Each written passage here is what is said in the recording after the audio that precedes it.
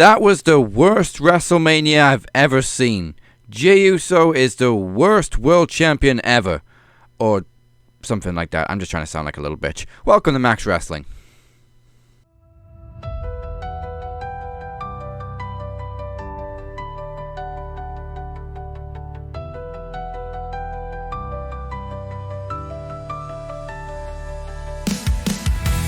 Welcome everybody to Promo Mania Night 1, Promo Mania Night 2.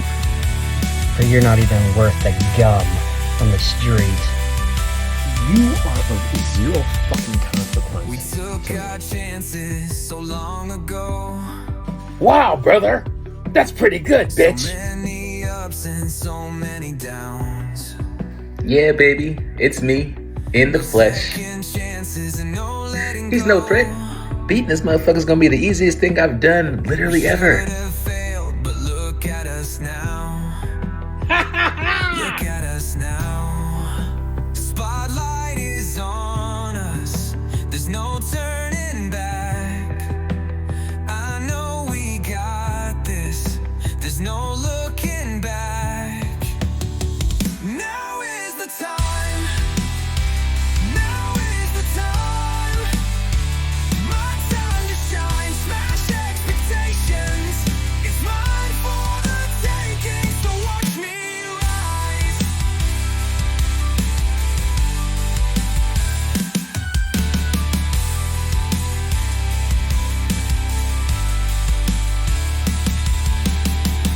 We walk through fire and face the storm. We are a brotherhood. Tasting defeat and beaten down. Took every shot and still wanted more. Counted us out, but look at us now. Look at us now. Spotlight is on us.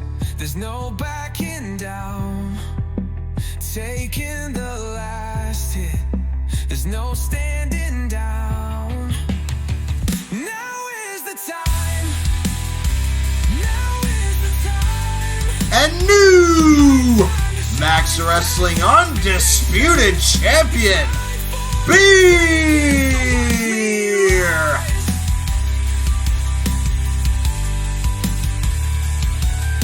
Mama. Bitch. Alive.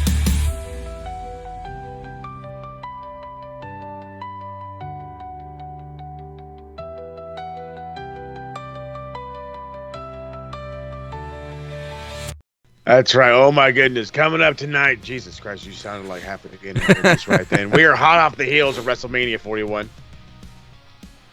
Where many titles changed hand and many feelings were impacted, and even more surprises hit us on Monday. So it was actually a shockingly good Raw. Plus, we're also coming off of our 10th annual Promo Mania, where we saw plenty of action on both nights. Tonight, we hear from the podcast machine, Mike Larkin, as he sets his sights on retaining the television, from the man who retained the television championship against Daniel Crimmins last week, Blade Rodriguez. I'm a little curious to hear what Mike's got to say about that. And after a dramatic reboot for these fellas, the Dragon Club is back, which cost me my promo championship and a shot at the world championship. And you know what? It is what it is.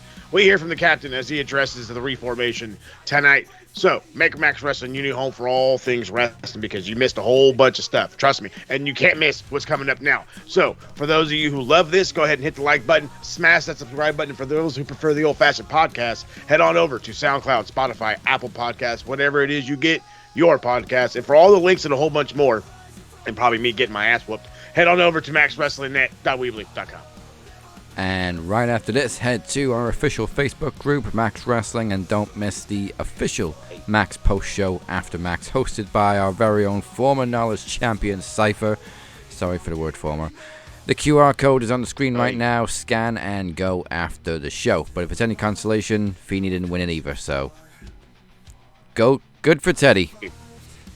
Good for Teddy. It just shows you how tough that freaking division in the knowledge realm is. Yes. So, WrestleMania 41 has been and gone.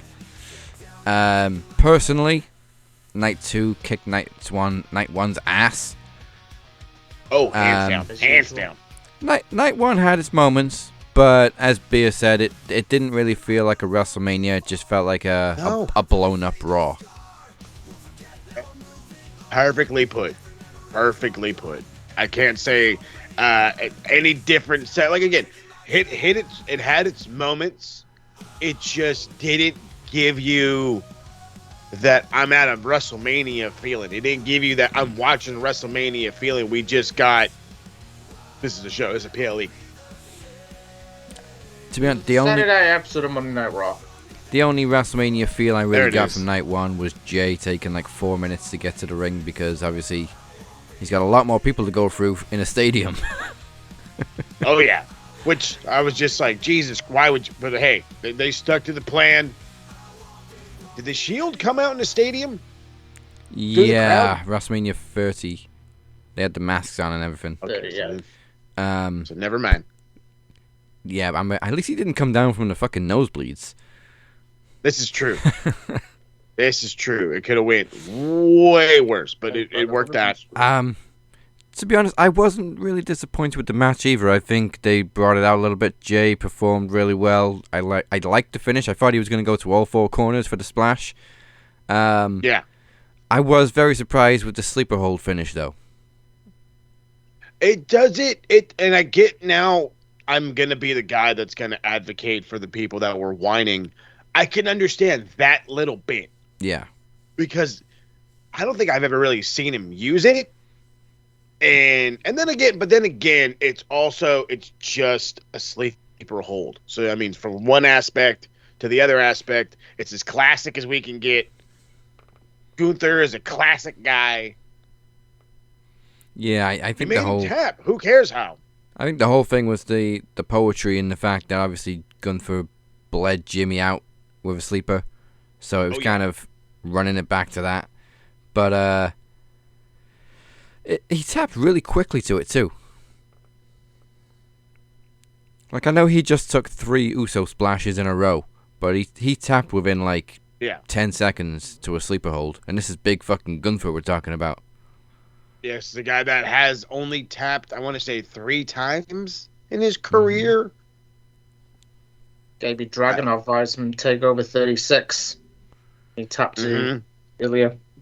Yeah, so I can kind of see a little bit of disappointment in the actual finishing move, but the match itself I thought was okay. The 3 consecutive Uso splashes from the corners was good. And Jay got a really good pop, and this is the thing that pisses me off. He gets a good pop every single week, no matter what city they're in, no matter what country they're in, but apparently he's still not popular, and the internet just want to flood the video with 16,000 dislikes. Okay, and you know what? This is where I'm gonna come to his aid. I'm gonna come to his defense. You want to know how I've been gauging how wrestlers are over? From kids. Mm-hmm. And I don't mean this in like a negative manner. So right now, the footy season is at a halt over here on the States. It's never a halt over there on the other side. And dear God, I wish I could. But so we play baseball on the off season, and we get these cool walk-up songs. Every single team we have played against, I have heard either Cody Rhodes or Jey Uso. And to me, that just shows you who's over. He ain't got to be over to us. Remember, we hated John. I don't think there was a grown man that wasn't celebrating the 17th title win. Okay, I'm one of them. My hand's up in this. I'm just as bad as him. But the reality is, and we've always said it. We have always said it in a negative manner. This is a child's product. This is a kid's product. So if they're over with the kids, they're gonna get a push. But the thing is he was over with more than just the kids. He was over with the girls. He was over with the guys. He was over with the dads. He was over with the moms. You know who he wasn't over with? Fucking nerds on the internet. That's who he wasn't salty over with. little Nerds bitches on the internet. The guys that swear up and down that they could run a wrestling company but probably couldn't pick one night on the indies. You couldn't run the ropes, never mind the company. Oh, my God. Hit him hard, baby. But good on Jay. Yeah, good for Jay. And like you said, with it transitioning and into other sports and everything, look at Daniel Bryan when the Yes movement took off. Hey. You had people all over doing the Yes chant, all over sports, all over TV, all over red carpets. Everywhere. It's over. He's over, so get over it. Hey. Are you using the word over too much? Yeah, I'm over it. What else was night one? Tiffany and Charlotte. As stiff as you can fucking get. Jeez. These girls do not like each other. And it showed. Do you know what, though? I think Charlotte was really sandbagging and stiffing Tiff more because you could see the welts on Tiff's face. She chipped a tooth. She looked like she'd been in a fight. It looked like I'm about to say, it's like, yes, she looked like she'd been in a real fist fight. Like you went to the bar and said something wrong to somebody, and this is how you ended up. And the only thing I can get from this is simply, that she took your spot. Mm-hmm. You are no longer the big, powerful blonde anymore. We have one that's better, more athletic, and a hell of a lot more over, and Jesus Christ, way more attractive. This storyline is the weakest I've ever seen Charlotte. Normally she has a little bit of support. People like the Queen, but nobody's taking her shit this time. She's lost all of her aura, all of her power. Nobody wants Charlotte anymore. We're over it. We're over it. You know what? You bring that up, and I'm going to give a little spoiler. Because the TSK did do a WrestleMania 41 in entirety review. It should actually come out after this episode does. So there we go, doubling up on a Thursday. But he had actually mentioned that at the end of the day, Charlotte could be, possibly is the best women's wrestler in the world today. But right now, WWE probably not the place for her anymore. It's probably not the place for her anymore. Now, granted, I'm not saying TK goes get your checkbook ready. No. But if she wants to do, and I'm going to say it like this, so go ahead and get ready. Go ahead and start hitting the dislike button. If she wants to pull the Mercedes run, go to Stardom. Try to do a New Japan. Go to Japan. Go to the UK. Go to Mexico. I mean, you're probably not loved right there right now, but expand yourself. Prove to the world that you're more than just the last name Flair. Actually, no. Prove that you are even more the last name Flair than how WWE paints it. Show them what your dad used to be. The guy that would travel, go to everywhere and anywhere, win world titles, and then come home and lose them so that way they could go over and sell another show. Because that was what the business was. But prove that you're the best out there. I could totally see her a run in Stardom. I could absolutely see a run in Stardom where it's massive. Or what's the promotion, the Japanese promotion they were working with in NXT, beer? Marigold. There you go. Why not run there? It's kind of WWE-ish, like connected. You don't even have to release her, but again, the exposure. They were working with All Japan. Go work with All Japan. Set it with fucking where they sent William Regal's son. Oh yeah, hey, if she wants to work stiff, then definitely go to Japan. Noah. Oh, there you go. Noah's another great example. I mean, I love that. Yeah, she is talented, and she has had some banger matches in her career. But if she's gonna work like that at WrestleMania, and literally like throw some genuine shots at this young up and coming talent, then fuck her. For real. I ain't got time for her no more. Not with unprofessional shit like that. Judging by the way that Charlotte was literally like an absolute twat to Tiffany, I'd have been happy if I saw Nia Jax in the ring with Tiffany. I thought I was watching. I'd have been happy with Nia. I'd have been happy with Candice LeRae. But Charlotte, I hope. Hey, what's wrong with Candice LeRae? I don't know. I like Candice LeRae. Candice LeRae is great. Well, I'd have been happy with the fucking 2x4. Charlotte Flair, hopeless rivalries, please over. And get Tiffany in a feud with someone else. Yeah, Please. she'll probably go away for some more surgery now anyway. Problem. Surgery, title shot. Surgery, title shot. Divorce. I love. Repeat. Oh. Repeat. I love that guy that owned her on X, and she was like, well, shall I start making fun of your face? And he said, well, at least that is my original face. Damn. He broke the internet that day. Star brother, whoever that is. Savage, brother. What else did we have on night one? We had the tag titles, which was actually a decent tag match. It was better than I thought it was going to be, but it was cut and dry. Obviously, New Day were going to win. It's fucking hot. Could have had TLC. Yeah, the TLC match Which is should have on been Friday. on Raw instead of SmackDown. On Mania, sorry, instead of SmackDown. Meaningless tag match. It was Yeah. boring. I nearly fell asleep during the tag match. Yeah, it was a snoozer. And I love the War Raiders. Same. I was saying you were ringing the same bell right now because I was saying the same thing. I was like, weren't they over at one point? Because I don't remember this being this bad. The tag team in NXT. But then again, when I originally started watching the War Raiders, when they were the Viking Raiders or whatever have you, there was something different about them. And WWE does this to everybody. And again, it's the time I can knock the company, but everybody gets slowed down. Everybody has to change their style to a degree, and sometimes it works, and most of the time it doesn't. And for the War Raiders, outside of constant injuries, I just don't think it's really worked for them. They're not allowing them to work like they did in NXT. That's for sure. Oh, the Rovers. Fucking NXT. So and that was the only reason they got over, because these two massive fucking dudes, the guys that look like, they fucking came from How to Train a Dragon, are out here doing a flippy shit, doing cartwheels and crap. Like, I would expect that from a Ricochet, from a Dominic Mysterio, if you will. You know what I mean? Fucking the small cats, not these big fuckers. To be honest, though, I think They don't even do it. it's a bit of a shame because that's the most interesting I've been in the War Raiders in this whole title reign.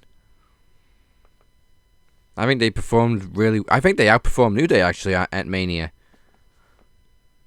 It was a solid match on War Raiders' part, but obviously, like we said, the writing was on the wall for New Day to win. Oh, definitely. Oh yeah. I was just waiting for Fraxium. And speaking of writing on the wall, the US title was also pretty obvious that Jacob was going to win. And I can't really say much about that match. It was just meh. It was what it was. I hate to say it, but I think LA Knight's lost a little bit of aura. Second best match on the card that night. Agreed. But it wasn't a great card though. No, you're 100 on that. It wasn't. It was the furthest thing from a great card. But there's one thing that has to be known and understood about Jacob Fatu right here, right now, that a lot of people are going to continue to be skeptic about, and that's this cat's ready for whatever. I fucking mean whatever. You could throw him in the world title picture tomorrow, and he's ready. He'll cut the promos good. He'll wrestle out of his boots and out of his opponent's boots. He'll get the crowd over or against it. Whatever it is you want, he can do it. He can deliver. He's that caliber of cat.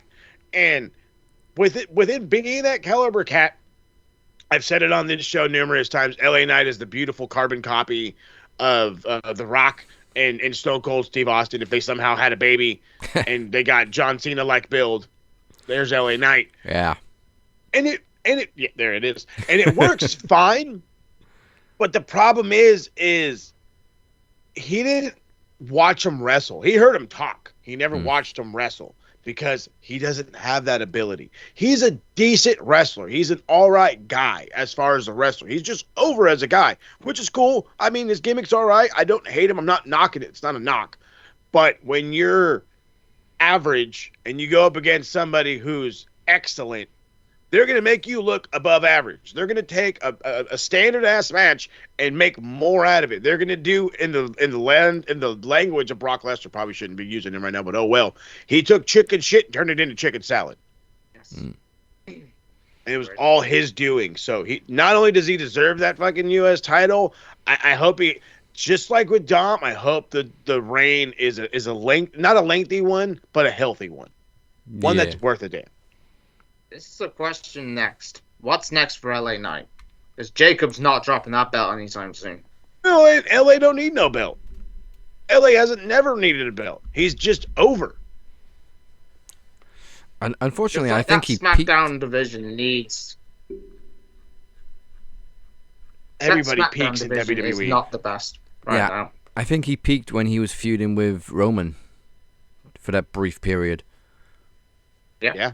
And unfortunately, it was the wrong time to put the title on him, so they didn't. So, you ask what's next, and I've got the simplest answer. You turn him heel, and you give him back the dummy button. That's it. That's Dummy. it. Yeah. Jeremy Borash is in the background right now. He's like, I got JB, this button. let's go. And Triple H is like, not right now. And every week he walks up, got this button. So Another match I was kind of disappointed in night one was Jade and Naomi. It was okay, but it definitely needed a stipulation. It could have been so much better than it was. Jade, when she has short hair, also throws me off because I guarantee on the next show she'll have fucking bangs. Yep. But there was also the pace was all off in this match. There was a few botches. Oh yeah. A couple of slips. It just wasn't smooth. All the telegraphing in the world, fam. Yeah. You just needed the John Cena hip toss. And this is why it needed a stipulation. Needed fucking calling out moves. No, it desperately was dire for a stipulation. All the men in the TSK agree with you because that's exactly our sentiments. It's you're in Sin City. We knew you were gonna have one, I guess, fucking street fight. Why not have another one? Why not have a cage match? Falls count anywhere. Something. Add some spice to this because it desperately needed it. And I think not only did it need that, I think people's feelings about Jade are still super inconsistent. Yeah. And that didn't help. This Allegiant Stadium crowd was relatively good. And they could give a fuck about this match. And I can't say I blame them. I really can't say I blame them because when you give us what is a blood rivalry, they're hating on each other, and you betrayed me, I betrayed you, back and forth, whatever the fuck, and we get a regular wrestling match, it's kind of gonna take the wind out of its sails. That's what I'd have thought. Anything different. I do like Naomi's new music though. And it don't fit her. No, that's the thing. She's gone from this neon raven hip hop to post grunge hard rock. I like it. I'm okay. I like it, but I don't know if it fits Naomi. It's so I'm interested. I was like, who the fuck is that? If she can run with it, then great. But it's definitely a twist. Even my own wife was asking, what happened to the glow? I'm like, it's fucking gone. Well, I mean, the glow didn't fit the heel persona either, so... No, it can't. Like I said last week, I think Naomi has more character right now than I've seen in years, so let's see what she can do with it. And then, before we get to the main event of night one, we had El Grande Americano and Rey Fenix, which... Again, yeah, they had the chance to do something with the character, and it was just... Meh, it could have happened on... This match could have easily been on Raw. It didn't need to be on WrestleMania. Well, the other... could have been on this show. Again, you're not wrong. But, and I'm going to have to say it, why Rey Fenix? Because the other Rey went down. Okay, but you got Dragon Lee. You got... Who else they got? You have Santos Escobar. You got all those other... You got a... Yeah, Andrade's sitting in catering. Andrade. But that's what I'm talking about. You got all these cats sitting with the thumb in the bum, ready for some action, and you give a guy who... And again, and I'm stretching this because even I have said that Rey Fenix in the singles run isn't going to do as well as Penta. It just isn't. There's just a vibe about it, and I know it's not a knock. I hate always repeating myself when I say that, but it's the truth. It's not a knock. He's just maybe he'll get there. He's just not there yet. Yeah. And in his second match, you have him go up on to Mania night 1 to literally job to a fake Mexican who, by the way, and I hate that I said this, Michael Cole had me dying because he's yelling at Wade Barrett. He's not a real luchador. And I was literally waiting for him to just call him a racist. Be like, oh, you hate Mexicans now or something? But it was awesome. Remember the Alamo, thing, Cole. He was like, oh, yeah, that part I was rolling. God, I love Wade Barrett sometimes. Sometimes he sucks, and sometimes he's awesome. But I love Wade. We lost. Rey Fenix lost immediate momentum and steam because of this. And if this means, and I know that I'm already fucking telegraphing the fuck out of it, even though this guy just won the belt. If this means that Grande Americana is somehow supposed to win a fucking mid-card title, which, again, I don't see it happening, what was the point of all this? What's the fucking point of this? We're not going to go anywhere with this guy. And I understand you want to get him momentum and win, so then throw some jackass out there. You don't have to beat Rey Fenix. You don't have to beat Rey Fenix that early. I'm not advocating for the kid like that because AEW and I miss the Lucha Bros. I just mean in business aspect. If I'm trying to give some guy, if I gave some guy's brother a small bit of spotlight and he took over Raw, and I'm doing the same, and you are kind of going to take over SmackDown for those who actually watch it and give a shit, and then you lose to Chad Gable in a mask with a fucking steel plate in his mask circa 1986 with Mr. Wrestling. Like, I was infuriated. Infuriated. I still am. Kingo at the start, though. That's going to be interesting, especially with that Worlds Collide show not far away. Oh, yeah. It's going to be... Now, with that, I wonder who.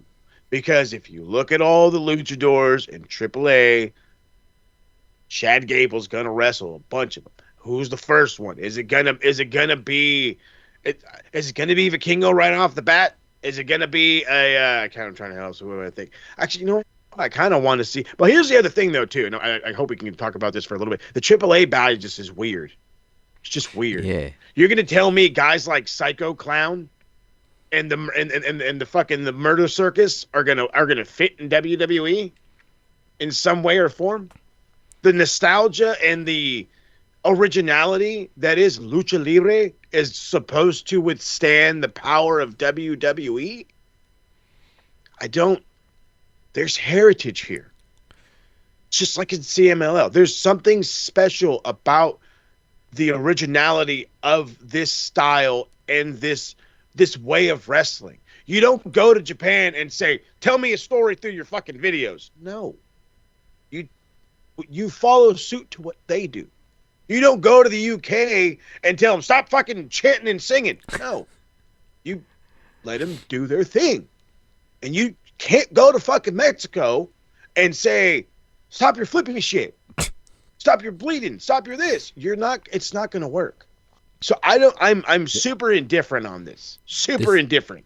This is what's funny, though. The hardcore WWE diehards hate the flippy shit that AEW and New Japan do. And now WWE goes and buys AAA. What are you going to say now? Flippy shit's cool now. Oh, yeah. Wait till you fucking meet Aerostar. And he also... He falls off a fucking building. The other great thing about this acquisition is that Alberto El Cabron is now unemployed again. Fired. You ain't going to fit in WWE, pal. That motherfucker. They said, I guess what, fam? You terminated. I was like, damn. Been a whole fucking 24 hours. So now they're going to... So, the only time I've ever cheered for Bill Goldberg, if you'd have squashed Alberto Del Rio. Alberto finally gets a call from Triple H that he's been begging for years. Triple H, you're fired. My man. What the hell? Jeff Jarrett vibes on the night Vince bought WCW. Gave me Jeff Jarrett vibes. It was very bizarre. It came out of nowhere. It was very surreal to see those two logos next to each other. But well, I guess we'll see what happens. Hopefully, I hate saying it, it's not as bad as TK buying Ring of Honor.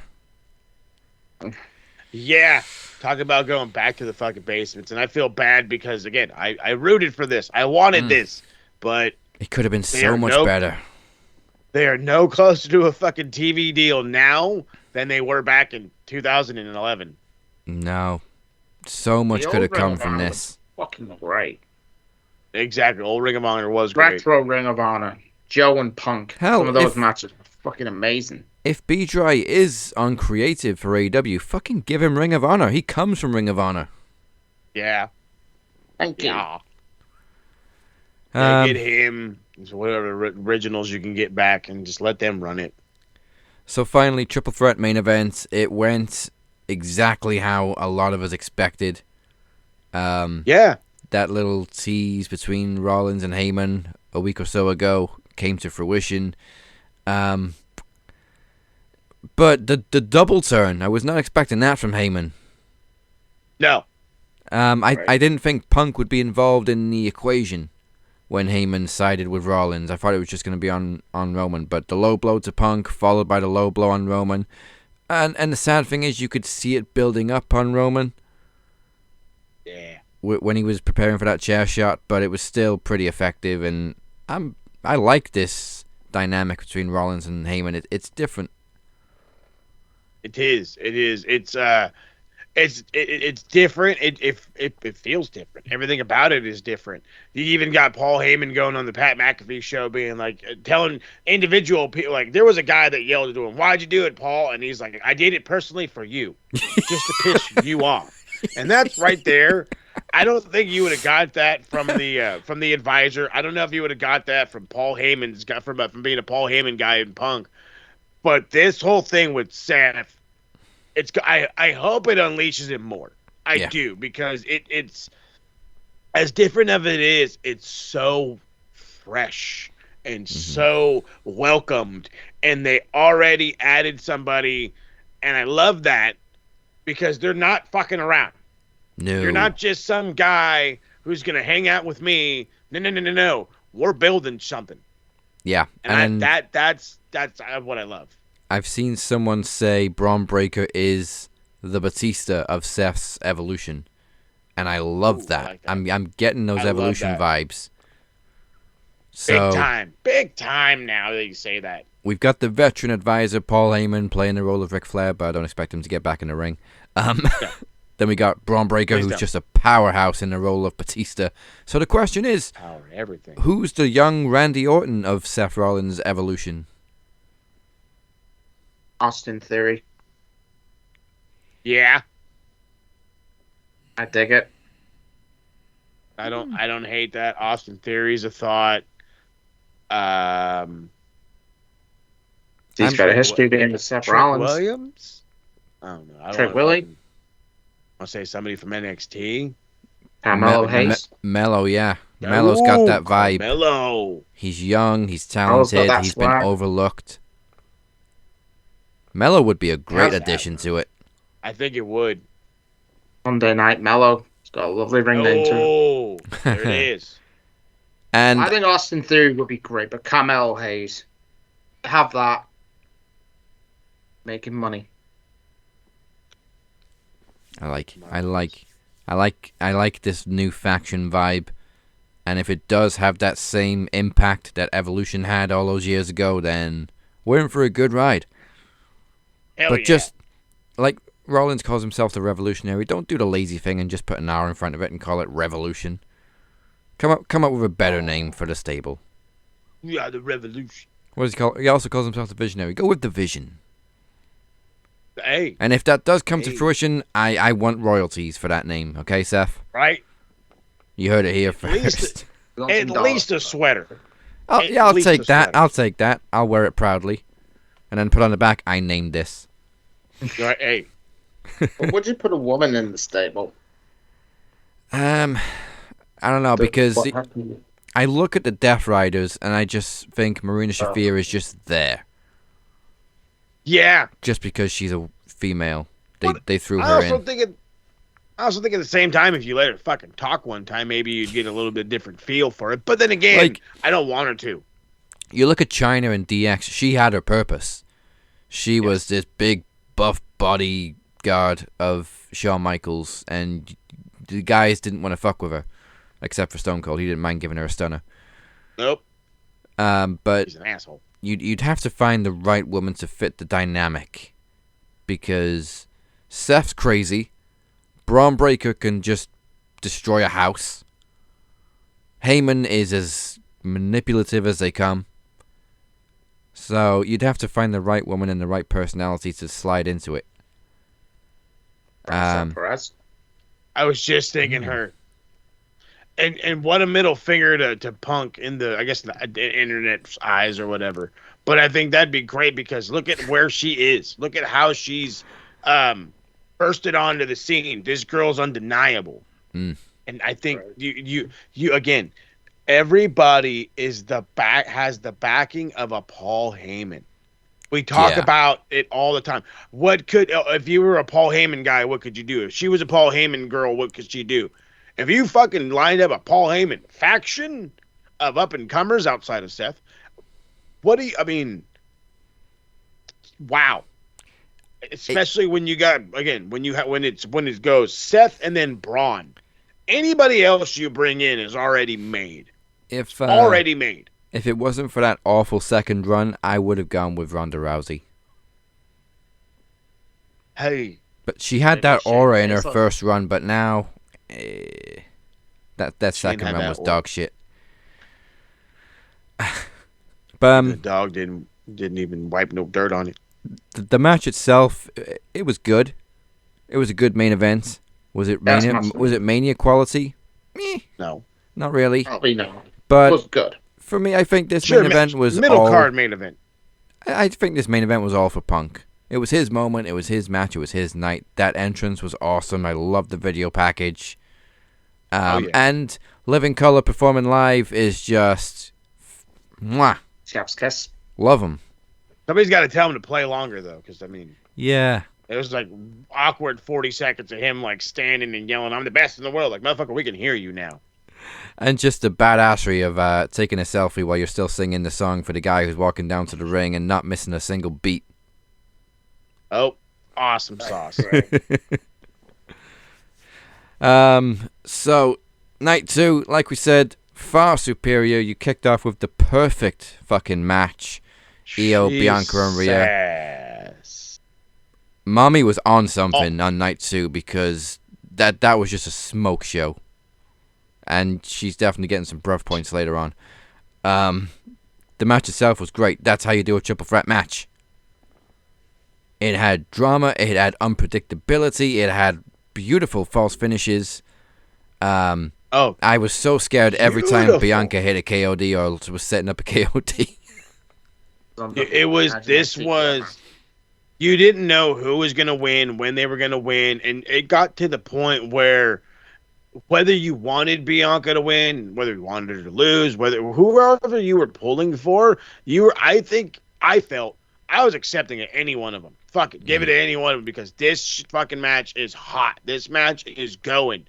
Rhea don't need it, but too bad. Give it to her anyway. Bianca, I really want her to go heel, but bump it. Give it to her anyway. Don't take it off of Io. You know what? Yeah, rock with that. And that's exactly where they went. They kept it on Io. All of them got their freaking spotlight and then some.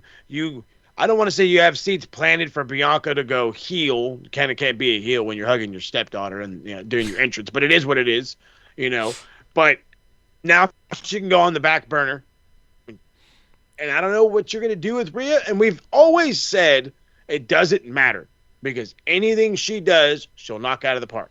She doesn't need a title. She doesn't have to have a laid out storyline. Let her do her thing, and the story will find her. Anything Rhea does, people are glued to. She is the most over woman I've seen since Becky Lynch. Yep. It doesn't matter what she does. People love her stuff. Everybody loves Mommy. And anything Io Sky involved, it's always going to be fucking fun to watch. Yeah, I mean, we're going to get into That- Raw in a second too, but jeez, there's so many avenues to go down now. But what's so embarrassing on this WrestleMania weekend is you had 3 matches. They're all the best. We're all 3 were triple threat matches. If you haven't watched Yeah. Stand and Deliver's main event, then Jesus Christ, you are missing out. It's Triple crazy, threat Stand and Deliver was insane. crazy too, because we went from triple threat closing night 1 to triple threat opening night 2. Hey, Even NXT haters now were praising that match. I don't understand why you hate NXT anymore or have been. Once they got past the 2.0 era and Braun did his run, like you should have tried to given it another attempt. I Yeah. had to go back. I didn't. I rewatched it, or I should say, I watched, not rewatched it. I watched it. I enjoyed it. This fucking tag match. I don't know. I didn't know any of these fucking cats other than Faction. I didn't know who the other 2 dudes were. I didn't care. I was in love with these dudes. I was pulling for them to win. I was like, beat Faxium. But then again, I watched Faxium, and it's like watching a team out of New Japan. It's watching a version of the Young Bucks. It's like watching a version of the Time Splitters. It just, they're so goddamn fluid with each other. They're not the creativity. The fluidity is just on point. They're so they just flow, man. Yeah. It's so, I don't know what else to say. They just, I look at them and I hear DC ranting, these guys are incredible. And I'm like, okay, hold on. Well, wait a minute. Because everybody's saying that. And I think you're full of shit. And I'm like, well, I did watch that one match they did with the Maple Leaf or whatever. And this one, it just proved to me, you guys are the real fucking deal. And for the love of God, do not go to the main roster. Don't do it. Oh, God. They're going to get swallowed whole. I thought Drew and Damien also was so much fun in the street fight. Oh, God. That was a sleeper match. Yeah. Fucking killed. I didn't really... I mean, I was interested in it, but I wasn't really that hyped for it either way. But they had so much fun. We had so much fun watching it, and Drew definitely had fun tweeting mid-match. I fucking love this man for that shit. And the guitarist from game playing Damien. Oh, yeah, Priest the through dude Ring from Bell. Slayer. From Slayer. Mm. I was like, That was a great little spot. I love that. No, these dudes, they went out there and they kicked the dog shit out of each other, dude. And that's just what it is. And that's what 2 big guys are meant to do. Go out there and just, as Big E would say, some meat on meat. Yep. I like it. I gotta say, I fucking loved Dominic Mysterio winning the Intercontinental title. Oh, my God. I didn't think I'd love it so much. But the dude had a stadium full of people cheering for him. And this is a guy that couldn't even get a word out a year ago because he was getting booed out of the building.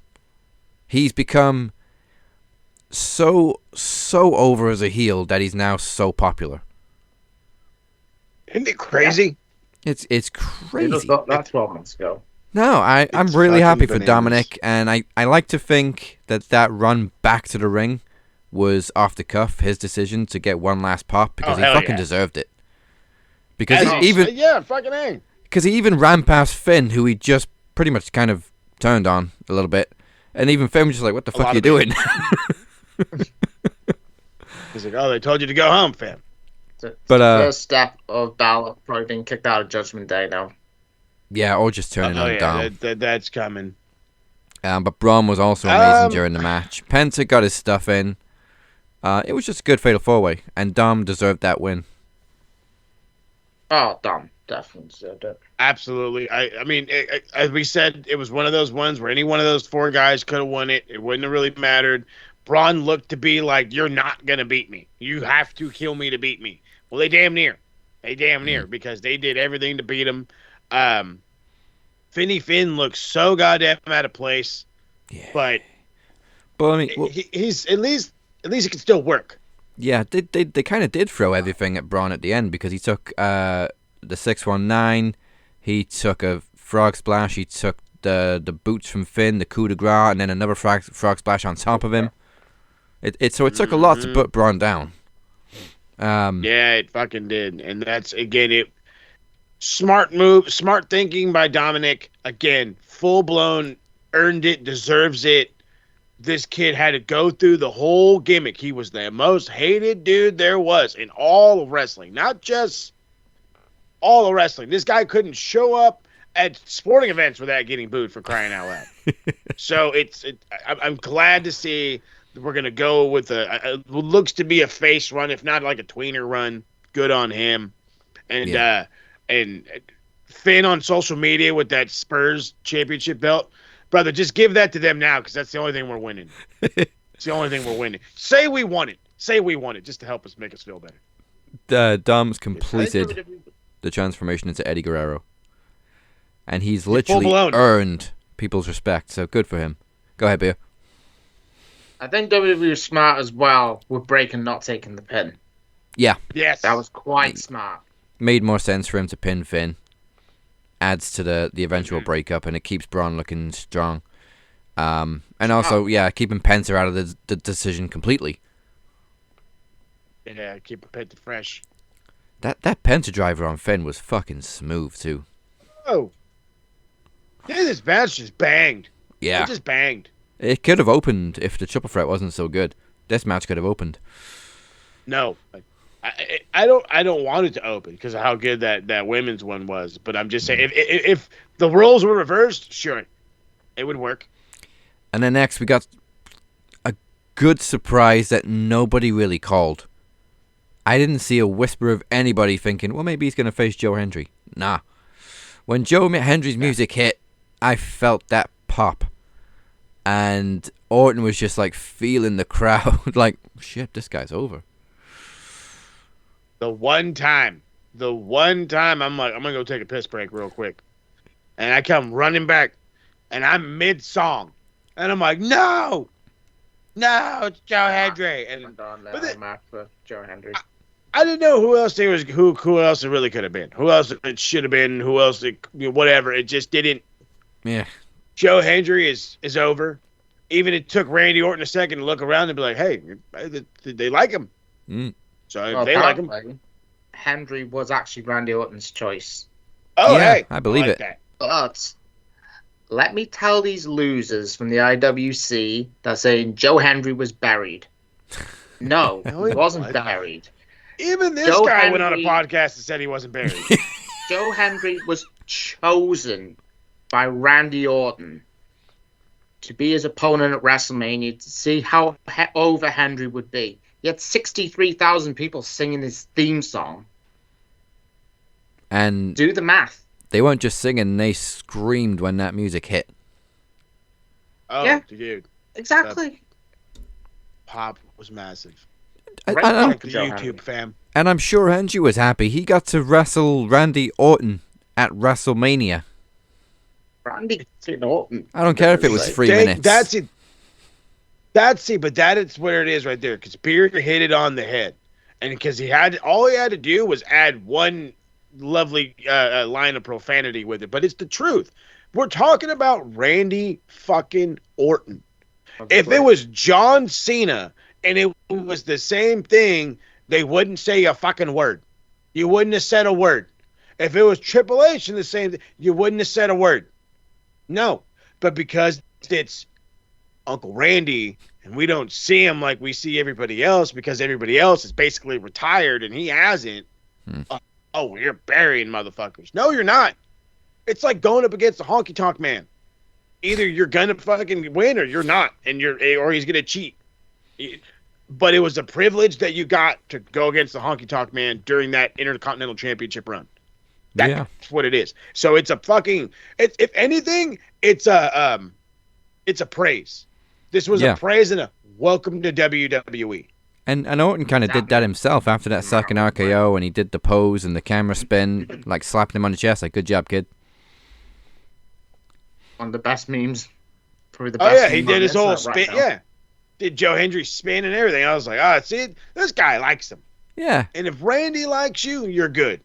Oh yeah, definitely. That's to prove how over Joe Hendry's going to be when the inevitable happens, because his deal's up, I believe, is in December. Yeah. December, yeah. Joe Hendry will be full time in the WWE, like Jordan Grace was at the Royal Rumble. Henry's going to be full time. Oh, I it's a love dead Joe Hendry. cert. I love this guy. It's a no-brainer. And WWE, here's one thing that WWE does better than everybody else, and it's not a knock. It's only going to help him. This cat is going to get in some of the best shape of his fucking life, and he's a good wrestler now, as like a fucking average dude, dad bod, if you want to get fancy, maybe a muscular dad bod. And once he gets into this WWE frame, this WWE shape, he's going to be even better. And he's going to have time in the fucking PC. And he's probably going to get, I don't hope he doesn't do NXT. And if he does, I hope he goes back and forth. Does an NXT thing, does something on the main. Does an NXT thing, does something on the main. Because he's good. He's good enough to be up on the main. Especially with all the new incoming people, he'd be a great little addition to it. But I could see how they'd be skeptic and want to hold off. But don't do it. Run with him. I'm telling you, once he fits your eyeball, this cat is fucking money. He's money. Ask any promotion in the fucking UK. Ask any promotion in the UK. He's dollar bills. Yeah. I've been saying this for over a year now. WWE is not working with TNA. WWE are shopping. Oh, fucking hell yeah, baby. And it ain't window shopping. No. They are putting down deposits. Do you think they're going to say no to bringing back the MSK? Well, the Rascals. No. No, that's definitely happening. Moose. They've definitely got eyes on Moose God, too, yeah. Hardys. Definitely have eyes on Moose. I'm surprised we didn't see the Hardys at WrestleMania. Or even at Stand and Deliver. I feel like they're going to wait that one out. I'm not saying they have to have a match, but I think they got a big... I think they're going to have some weird TNA unification. They're probably going to have like a battle, like a Worlds Collide, but with TNA. And make it where they're going to eventually unify all their belts or whatever, or some kind of bullshit. And, hey, there you go. Now, not only do we own AAA, we own TNA. Cool. So, we're Vince 2.0 in the aspect of buying the competition. Now, granted, it's lower-end competition, but you're buying the competition. And I wouldn't be surprised if that's the motto and that's the formula, if in 4 years, if not sooner, they come knocking on TK's door. What's up, bud? You want to focus on Fulham? Want to make a bunch of money? Yeah, just might. Buy TNA and put Scott D'Amore back in charge, please. And thank you, Uncle Paul. Speaking of Paul, Logan Paul and AJ. Yeah, get Scott D'Amore back. Yeah. Another okay match. Hoping to see Mr. Beast. I was like, what YouTube star are we getting this year? And we didn't get a YouTube star this year. We got his fucking lackey dumb shit. And we got Karrion Kross breaking shit up.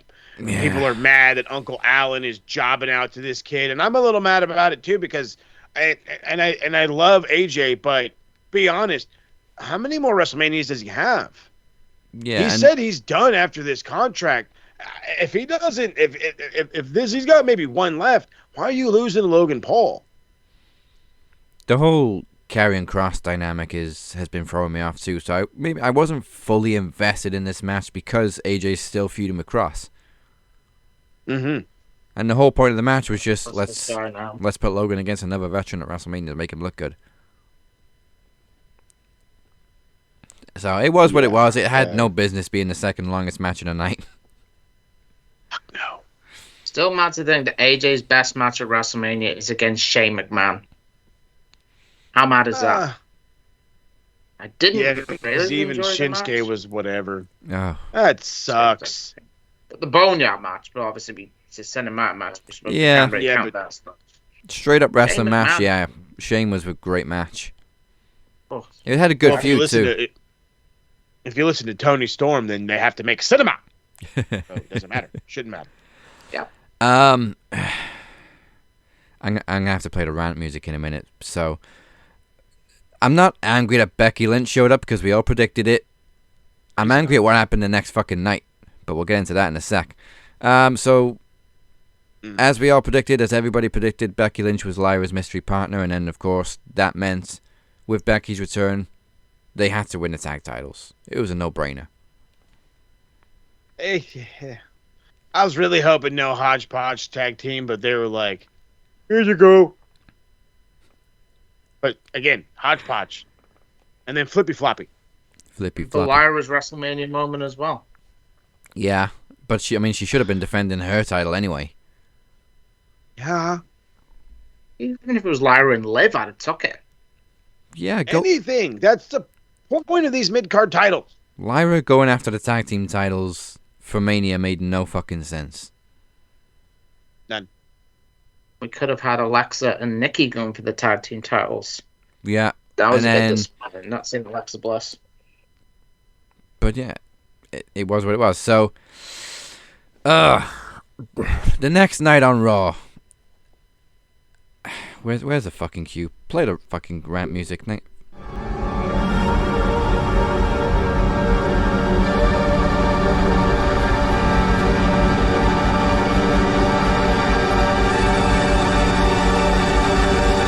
So, Becky comes back and you keep doing the exact same fucking thing with the female storylines. Somebody's been attacked. Who could it be? You've done this with Becky before.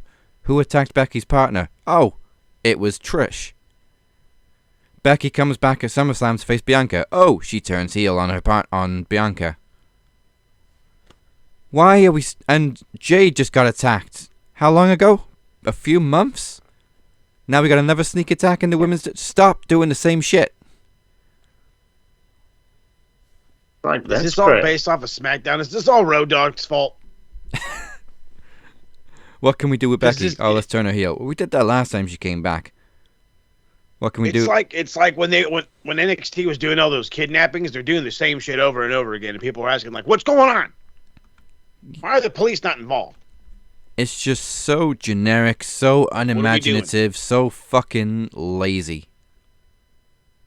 Lazy. The thing is, Becky was actually getting cheered.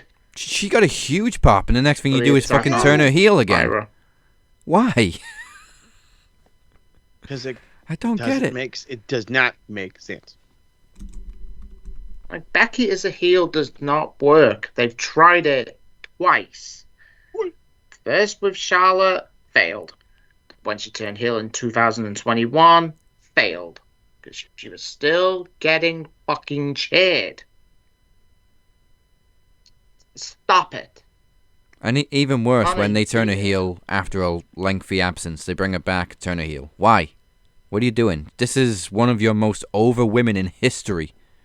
And you keep bringing her back, getting a big pop, and then turning her straight back to heel.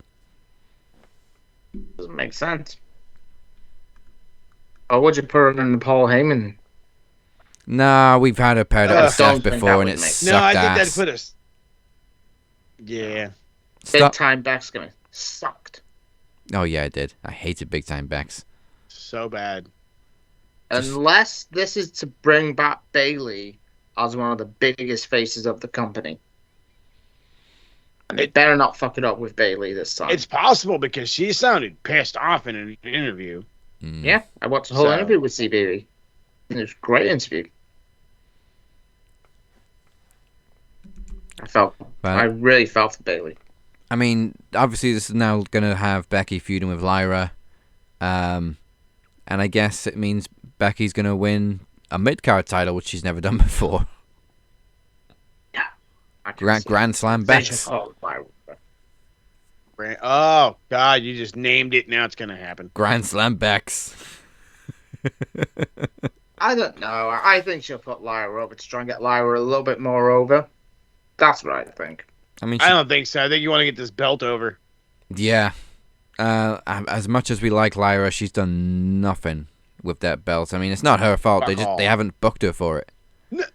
I was gonna say, that's why you have the bigger name holding to just garner its own attention, gravitational to the name rather than the title itself, and then you can associate the name with the title and make a lineage and a history and the whatever the fuck. But when Lia Valkyrie won, it again wasn't a bad win. It's not a bad choice. You're just not doing anything with her.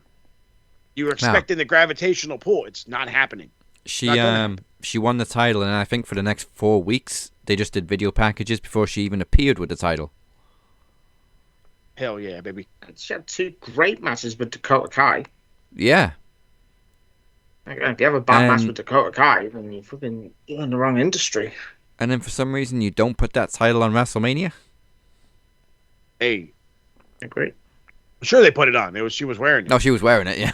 Why was Chelsea Green not on the show? Yeah, Chelsea again. Green. Yeah, why was Chelsea Green out there? Both mid-card titles should have been defended. We didn't need El Grande and Rey Fenix. You could have made a US title match there. We didn't need the women's tag titles. You could have had Lyra defending her title there. So. You could have had the women's tag titles, and you could have had Alexa and Nikki, and you could have had Becky and Lyra on, and then you could have had Chelsea in an open challenge. Couldn't care who it would be. No, they managed to find 3 minutes for Randy to have an open challenge. Hey. And he was supposed to have a lengthy match with Kevin Owens, presumably.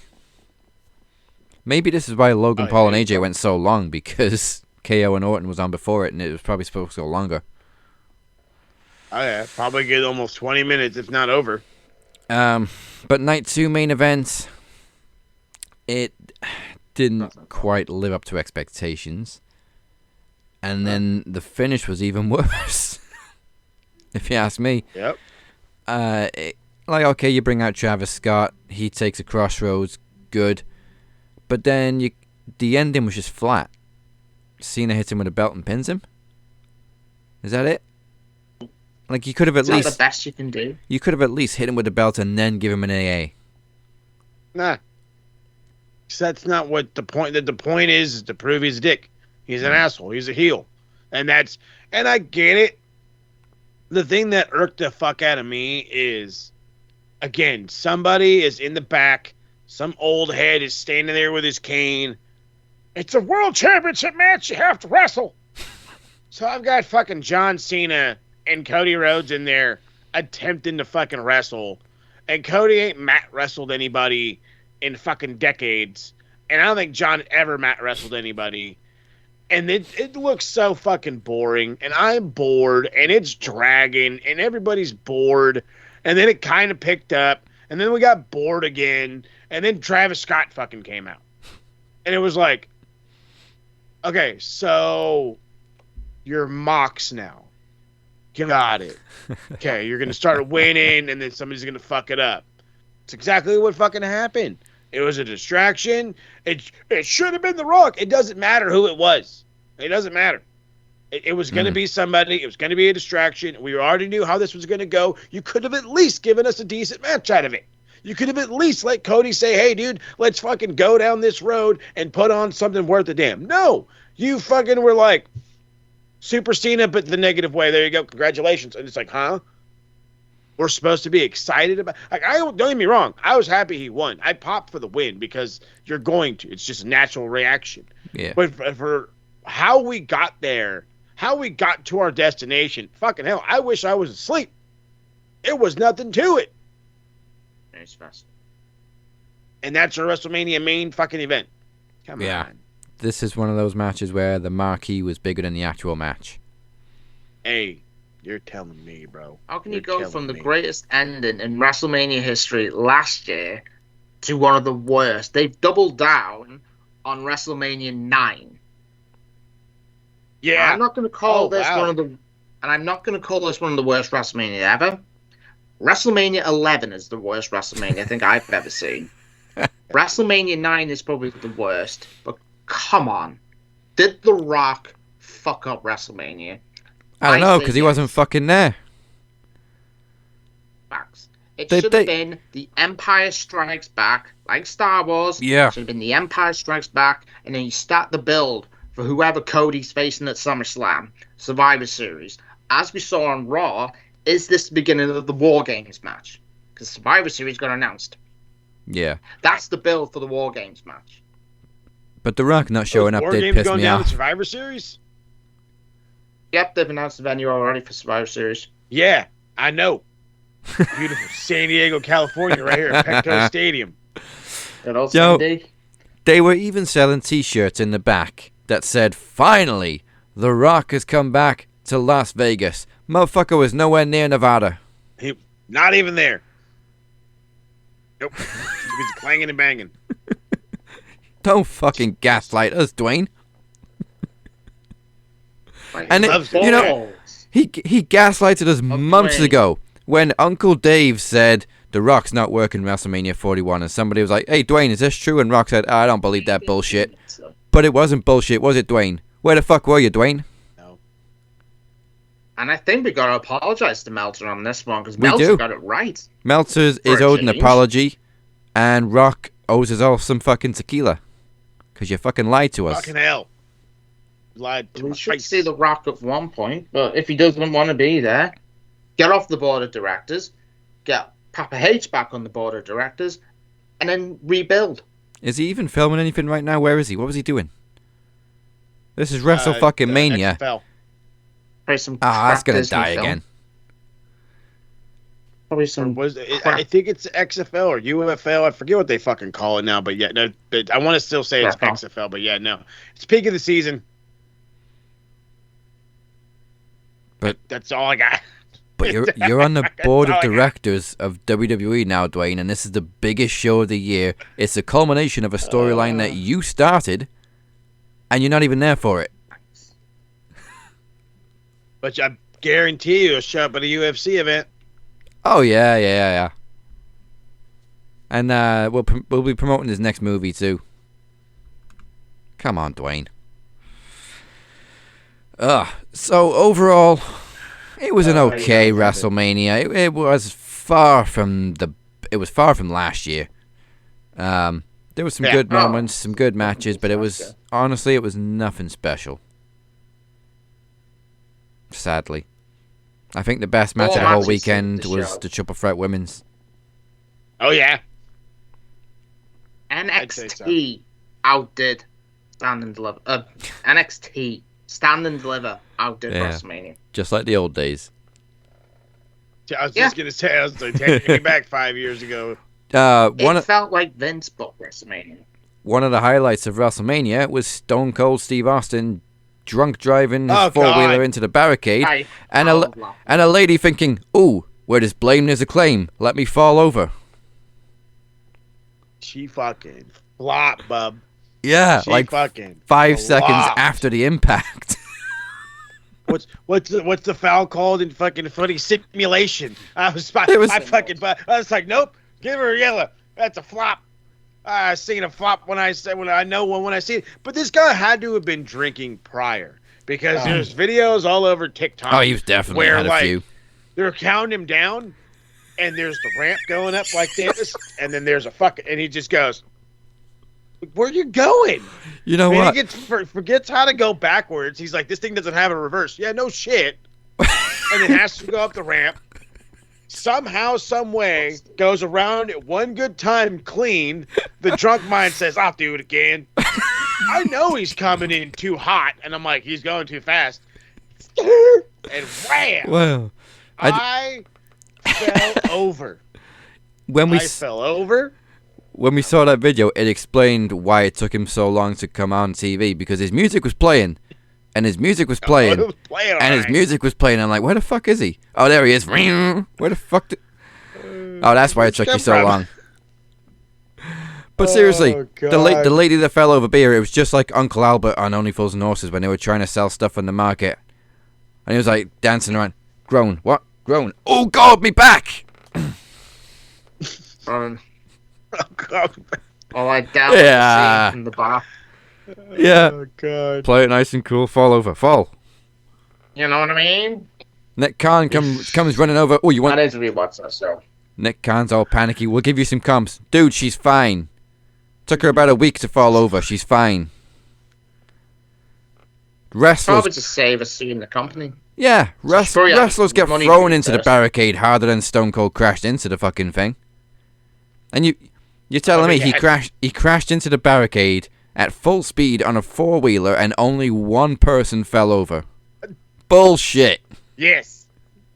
Remember when MJF threw that water on that kid? Did the woman sue AEW? Nah. No, because it was probably vodka. It was vodka. Free alcohol. That's why. But no, the kid got. yeah, You know, I mean, they got him merched up in pictures and all that shit. But it was like, it's fucking vodka. She'll be in green shirt guy's seat next week. Oh god, He got his own entrance. Yeah. I'm sure he did. Who is this guy? Green shirt guy got his entrance. Who the fuck I is swear green to shirt God, guy? he's on the board. He's gotta be. He's in Everywhere. front row every single pay-per-view. Fucking 2 nights at WrestleMania. He's talking to the timekeeper. He gets an entrance. What the fuck?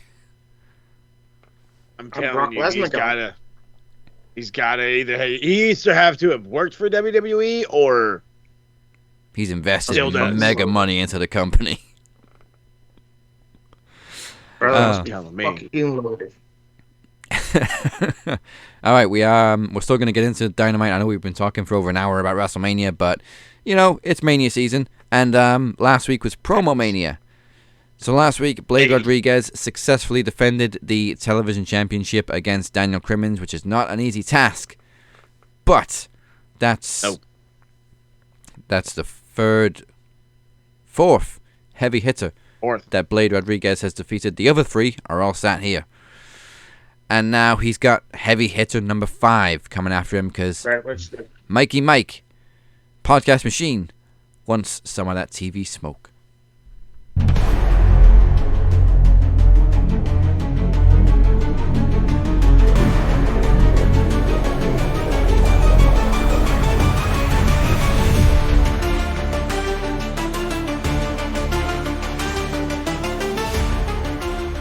So, the bout between Daniel Crimmins and Blade Rodriguez for the Max Wrestling Television Championship at Promo Mania was a title retention for Blade Rodriguez. And congratulations, I'm actually happy that you won, because for the first time ever, it is the Blade versus the Podcast Machine. Let me list a set of names for you.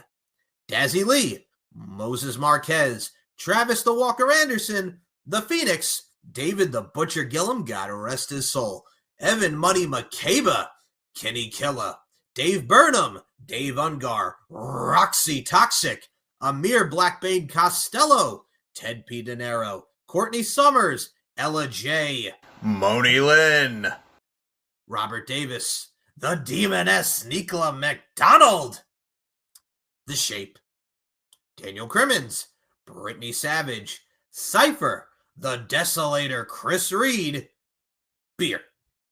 Now you see, these are just names that I have faced over the past 7 to 8 years in both promo and trivia competitions respectively. And what these people mean to me is family. Hell, sometimes a dysfunctional family, but a family. And you, Blade Rodriguez, are like a Tamiya track back in 2000. You're just a stranger in my house. You see, I never lost that Max Wrestling Television Championship. I had to relinquish it due to health reasons. And well, my mouth is open, words are coming out, and my heart is still beating, so that's bad news for each and every one of you. You call yourself the Blade, but when I look at you, man, you are nothing more than a mere paper cut, and please believe the first cut is the deepest. You said in your promo with Daniel Crimmins that he wasn't worth your time. Well, I am certainly worth that time, and if you don't put that time in, I will eat you alive. It is not me getting the hell out of your way. It is you getting the hell out of my way. Because you see, I'm not Daniel Crimmins. I am not 6 shots deep into Jack Daniels, and I'm the walking product placement for Alcoholics Anonymous. I am stone cold sober, and I am looking at you directly in the eyes. And I am looking at that Max Wrestling Television Championship. I will see you at Mayday. Get serious. Get a clue. Get real. And hell, while you're at it, get bent. All right, put it on a poster, put it on the marquee, as they say. Mike Larkin will officially challenge Blade Rodriguez for the Television Championship next week at Mayday. Blade has now defeated, as Captain has just previously mentioned, 4 heavy hitters, including myself, Beer, the Captain, all of us sitting right here. And then he went on at Promo Mania to beat the guy that a lot of us thought he wasn't going to beat in DC. Can he survive the Podcast Machine? Can he survive the incoming Mike Larkin? Or will Mike Larkin finally add the Television Championship to his resume? That's gonna be good. That is your highlight for next week's May Day, first ever May Day event, and it comes your way Thursday, May 1st, hence the name. Join us for the first ever May Day and go to maxwrestlingnet.weebly.com/mayday for more information.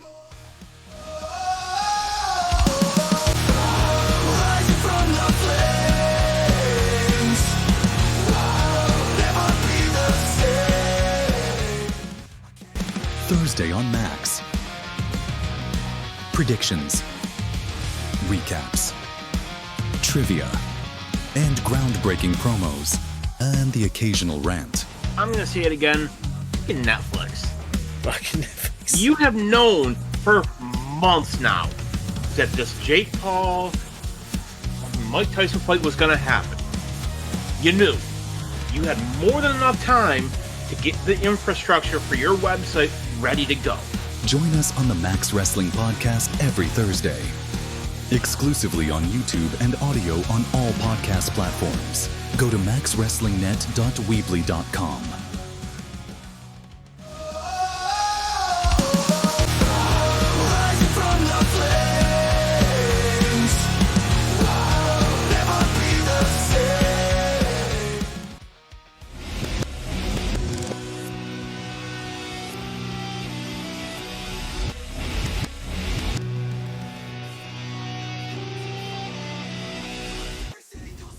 What's good, people? This is Beer. This is your NXT review. So we kick off NXT with a women's tag team championship match. Sees Liv Morgan and Raquel Rodriguez after coming off a win on Raw, taking on Tatum Paxley and Gigi Dolan. Very good match. Probably the best match of the night, with Liv pinning Gigi with the Oblivion. Lexis King still searching for the Heritage Cup after magically disappeared by Penn and Tell at Stand and Deliver, and it will be defended tonight against a mystery opponent. And then we see Ricky Saints addressing the fans after his run against Ethan Page at Stand and Deliver, which was a banger match, by the way, to be interrupted by Lexis King. Bit of an AEW reuniting. Lexis said if Saints don't leave, he'll be gunning for the North American Championship. Saints accepts a challenge from Lexis for the title next week. And then we have the match with Lexis King taking on the returning Noam Dar, who we have not seen for 11 months, and he looks freaking great, by the way. Dar wins, reclaims the Heritage Cup. It's great to see Supernova 11 back. It was a quite decent match. Sarah Schreiber then speaks to Roxanne Perez about a match with Stephanie Vaquer after her interference with Julia. Roxanne said she had no idea that Julia was also going to appear. But hey, it is what it is. Bit of Roxy on Raw, who cares? Next up, we have Fallon Henley facing Thea Hale after a bit of disintegration earlier with Fatal Influence earlier in the night. Thea wins. Alright match. Tap Fallon out with a Kimura lock after JC accidentally kicked Fallon into the steel steps. But Femi addresses the NXT fans after the incredible triple threat match we saw at Stand and Deliver, to be interrupted by Trick Williams again, demands to get his title back. To be interrupted by the shock of everyone of Joe Hendry. Joe Hendry wanted to address Oba. Trick mocked Hendry's loss to Randy Orton. Hendry mocked Trick by saying he lost to the Arc in front of 60,000 people, whereas Trick was sitting in the stands at a WrestleMania. Bit of a burn there by Joe Hendry. Next up, we have Javon Evans and Miles Bourne from the No Quarter Catch Crew facing Dion Lennox and Osiris Griffin. Good match. Osiris looks an absolute tank, and Dion Lennox, I've said for a long time, is a stud, with Griffin pinning Miles for the 1-2-3. Darkstick continues to run riot. Then we get Ricky Saints speaks to Sarah Schreiber about the title defense for next week. Lexis King will face Ricky Saints next week, then to be confronted by Ethan Page. King attacks Saints, and Page said he'll pick on this another time. Then the main event of the night sees Stephanie Vaquer defending the NXT Women's Championship against Roxanne Perez in a freaking banger main event. Stephanie retains with the SVB to be confronted at the end by Julia and Jordan Grace at the end. So it looks like we may see a triple threat match down the line. Banger. We'll look forward to it. Good show, but the crowd was absolutely garbage. There's not going to be a Stand and Deliver review. It's just going to be NXT, obviously, due to timescales, and obviously I'm still exhausted from WrestleMania week. Anyway, we're going back. I'm on the show. I'll see you back there in a few moments with the Cap and El Jefe. Brother and I are fine now after I beat him at Promo Mania. Back to the show.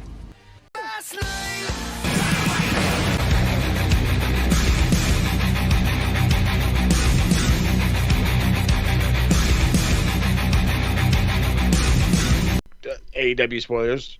sorry, Big Catman. He hadn't watched it yet, but don't trip. You're going to enjoy this show, and everybody probably enjoyed this show because unlike the story, the soap opera, if you will, that is WWE, we got a whole bunch of fucking good wrestling and some fucking damn good wrestling. So this is one worth checking out. However, this first 5 or 6 minutes was weird because we actually opened up the show with Master P. That's right, the rapper himself, Master P, former leader of the No Limit Soldiers back in the WCW days. He's out there, obviously getting the people from New Orleans all worked up like it's circa 1999. Talk about the nah. I love it. The Ops came out, obviously, because Samoa Joe is just, he's indulged in the hip-hop world, so of course he knows Master P. Even he does the whole nah, because, circa 1999. And that's when, as they're going, they're just chatting, they're just having a good old time. Out comes Marina Shafir, Claudio Castagnoli, Wheeler Yuta, John Moxley. Of course, they go to attack. Master P's just standing there like, y'all better not hit me. And I'm glad that they didn't because I would have laughed even harder. The choke out happens. The Young Bucks come down to because actually, it got flipped around. Samoa Joe ends up making a comeback, knocking them all down. But here comes the Bucks. And Kazuchika Okada with chairs. They eventually save Moxley, even though Moxley doesn't want the help. Master P bails. As he bails, Swerve Strickland comes out. Place goes nuts. So they're getting ready to leave. So they're heading to the back. And out as they're going to the back, out comes Kenny. And then we have this whole stand down. And then it gets a little weird in the ring. Because in the ring, you've got Samoa Joe. You've got Swerve Strickland. You've got Kenny Omega and the rest of the Ops. And Samoa Joe's the only one with a microphone. And he says, I'm going to get back my World Heavyweight Championship. You got two other dudes who are eyeballing that same belt. None of them got a word in. I'm very curious to see where this goes. Leaves it kind of open. This next segment fucking killed me. The greatest stepdad in the world will not allow you to have glory. Renee Paquette is back there with the patriarchy. She's congratulating Nick Wayne on being the youngest man to win the television championship for Ring of Honor. Cage is like, you should be thanking me because I'm the one that sent you down to Ring of Honor for the last month to punish you. And he takes the title out of his hands and puts it over his shoulder like any good dad does. Your victories are my victories, you little son of a bitch. And of course, as every angry teenager, he's got to say, well, you know what? If we would have stuck to the game plan, we all would have gold. I stuck to the game plan and I got gold. And you shut your mouth when you're talking to me type of stuff. And he's like, you know what? Me and your mother celebrated your victory extensively. I'm like, of course you did, you nasty motherfucker. And damn, Nick tries to take the belt back and Christian's got this fucking death grip on it. Just death grip. And then realizes I need to give it to him, puts it on his shoulder. I love my family. And he walks out. I love where this is going. Then we get Ricochet versus Mark Briscoe. And if you don't like Mark Briscoe, I don't know what to tell you. I do not know what to tell you. This match, good. for no good goddamn reason, banged. Just absolutely fucking banged. It was the shit. Ricochet is awesome. The way he mocks people in the crowd. They're all calling him bald, and he's like, Briscoe's bald too. And they're like, that doesn't matter, you're bald. And it's fucking awesome. There's this famous TikToker or whatever that was chilling in the crowd, and he's like, see, he's bald too. It's all right to be bald. And it's just a fun little interaction. Great match. Ricochet tries to get the win with the ropes, like leaning up on the ropes. He's doing it right in front of the ref. The ref doesn't see shit. Mark Briscoe says, fuck you, reverses it into a cradle, picks up the win, beats Ricochet clean, which I thought was a little bit of a shocker. But then again, you want Ricochet to still be an asshole. You don't want him to gain momentum. You just want him to be the pissed off asshole. FTR returns in the most awkward fucking way they could return. I don't give a shit. I don't care. Stokely Hathaway should never, ever, ever, ever, ever run these guys. Ever. Never, ever. but apparently he's an acting lawyer. He got upset because Tony Schiavone got hurt, so these guys got suspended and fined, and he's bitching and complaining about it. And then Cash kind of stumbles through a fucking promo where he's more upset about him having to beat up people, and it's all Daniel Garcia's fault. And we tried to help you. We were there when you had nobody. And then Dax takes over, and he goes, or Stokely Hathaway, I want to bring this up. He's all mad about how Tony Schiavone got bumped into and these guys got suspended. He's like, Hangman Adam Page is committing arson, burning houses down. John Moxley has kidnapping, terrorism threats, extortion, all this other stuff. And nobody else is getting punished, but these guys are getting punished. Obviously making a decent point. Dax gets the mic, rambles on for a minute, calls in the fucking Rock and Roll Express who are in the crowd. These guys take 5 years to get in the fucking ring. When they do, Dax goes and asks them, hey, these guys are legends and they're one of the greatest tag teams at whatever, blah, blah, blah, blah. And hey, what was your greatest tag match ever? I think it was the one in Pittsburgh against the Midnight Express. You know what? The Midnight Express were better. Okay, so he goes to ask him another question. How old are you guys now? I think from the looks of it, you guys are 109 years old. And I laughed. I couldn't help myself. That one was funny. Laughed. And these guys are like, okay, you're not going to fucking disrespect us on television. That's what you're not going to do. So, of course, they get mad. And Ricky Morton, for being as old as he is, took a spike pile driver like a fucking G. Like a fucking G. I've never seen it, and I don't ever want to see it again. The Paragon, I guess is what they're called. Adam Cole, Roderick Strong, Kyle O'Reilly. I don't know who gave him that name. Get fucking rid of it. It's the same goddamn colors as the Undisputed Era. I already don't like it. They come down to make the save. It's literally seconds after Ricky Morton got spiked. So, wonder where that, obviously that we know where that's going to go. And for a beautiful reminder, if you didn't like the Young Bucks, you hate them even more. Because they went out there and showed you we were off for so many months, and we ain't lost a fucking step. Young Bucks versus Speedball Mike Bailey and Kevin Knight. And again, banging for no reason. This felt like I was watching a PWG match. It was absolutely on fire to no avail. They're yelling, do you want to see a super kick party? And Mike Bailey's like, sure. He hits one. Kevin Knight hits one. Bucks hit one. BTE triggers reversing. They're just going 100 miles an hour. But, of course, at the end of the day, it's the EVP trigger. The Young Bucks pick up the win. But Speedball Mike Bailey and Kevin Knight get all the fucking praise in the world because these guys are going to do something here. Kevin Knight especially. Kevin Knight, former IWGP Tag Champion with Kushida, another guy coming from the New Japan thing, who I'm saying is a Trick Williams-ish, is a Montez Ford-like guy. He's got speed. He's got outrageous athleticism, and this cat's getting big. He was in the junior division. He's getting big. He's officially declared himself as a heavyweight, and I'm sure he'll be going back to New Japan at some point. Mm-hmm. Renee Paquette. Oh, I love Renee. Remarkable. She's in there with Tony Storm, and she's talking about her thoughts about Chris Statlander and Jamie Hayter. Who's going to win? And she's like, I hope that they rip their tits off and all this other fun stuff. She's like, it's going to be a fun feature presentation. She's going to go to the TCM Film Festival for some weird sci-fi movie. She's like, The Empire Strikes Back. Yeah, whatever it is. Fucking TCM. Oh, no, that's right. No, the Empire. Oh yeah, the Empire doesn't have enough the Empire doesn't have enough to strike this back. And I'm like, aha! I love this girl. Is TCM still going? She's a lover, not a fighter. Go ahead. I love Tony Storm so much. She makes an announcement to all slop tops that there will be a title eliminator performance this Saturday as Queen Amanita immediately jumps in and says that she would love to fight. She says, let's make cinema! And then gets carried out by Luther, who again has the greatest job in the world. MJF. This guy's dying. He's going to go fucking broke trying to get into the goddamn Hurt Syndicate. I love this shit.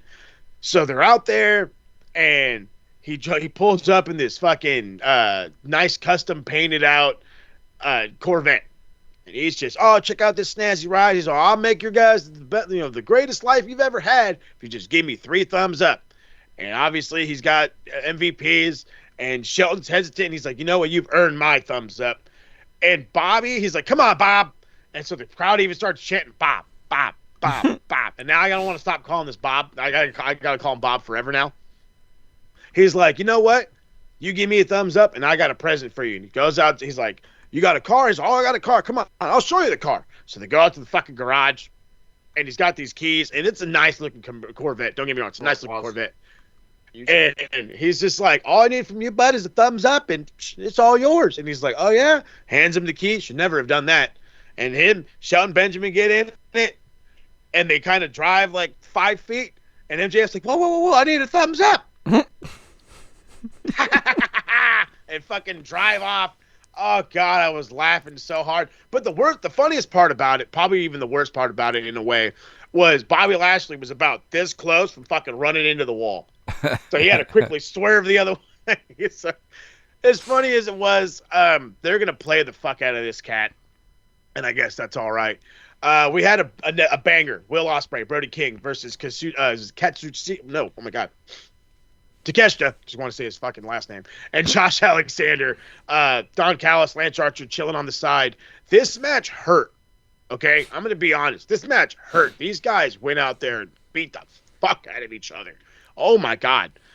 We got the return of Trent Beretta and Rocky. I wouldn't say the return, but the showing up of Trent Beretta and Rocky Romero. All kinds of nonsense. There's a 6-on-3 beatdown. Fletcher, they're all worried about Fletcher. Takeshita and Josh Alexander win. Good stuff. We'll see how it goes. We get an official announcement that on the Dynamite airing May 14th, the 4-hour event, a beach break, which is 2 hours on Collision, 2 hours on Dynamite. AEW World Championship match: Samoa Joe versus Jon Moxley. We'll see how that one goes. I want to say the last time I seen these guys wrestle was all the way on the Jericho Cruise, but the main event was Chris Statlander, Jamie Hayter in a semifinal for the Owen Hart Foundation.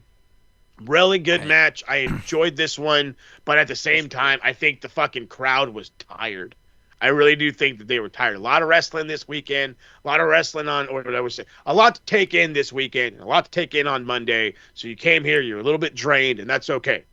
That's okay. It worked out. Jamie Hayter is going to move on, and it's going to be her versus Mercedes Moné. Please, for the love that is all holy, give it to Jamie Hayter. It's not going to happen. Ed, with the MJF segment, when he arrived in the Corvette, when he threw the key. Oh, God. And he was it Joe Taylor? He just punched him in the bam. Oh, I fucking love MJF. He's the best. MJF's a prick, and we love him for it.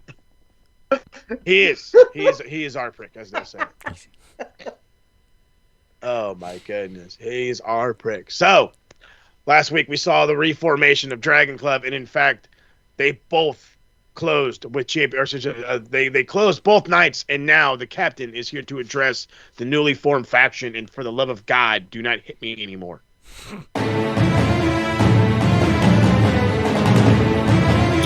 They tell you that you should quit trying. You were too small and you were too young. They tell you the chance is too slim, the world is too big, but you say how come? I'm ready to light a new fire, raise a new flag across a new sea. And if I'm ever the one in your way, then put your head down and run right through me.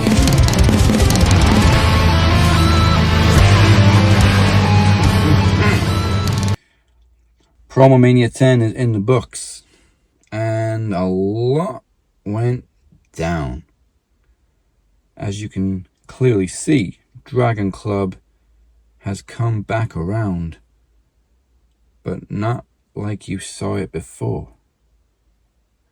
So, before I address who I want to address, let me go over a couple of things. Why is Dragon Club now consisting of myself, the Phoenix, and Beer? These are two gentlemen who I had the most beef with last year. Beer, I tormented you for the majority of the year, and then we went at it at Max 500, you took the world title from me. The exact same place where Phoenix hit me in the back with a chair, effectively broke up Dragon Club, and set us on a course for one final confrontation at Promo Mania. Now,